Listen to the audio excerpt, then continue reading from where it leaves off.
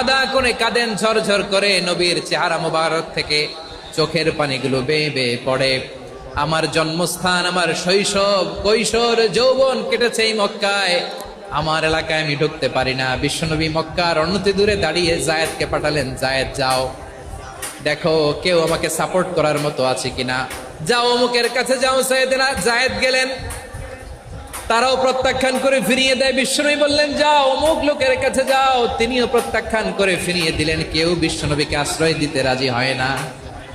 নিজ জন্মভূমিতে বিতাড়িত বিশ্বনবী, সর্বশেষ বিশ্বনবী বললেন যাও মুতঈম ইবনে আদির ঘরে যাও।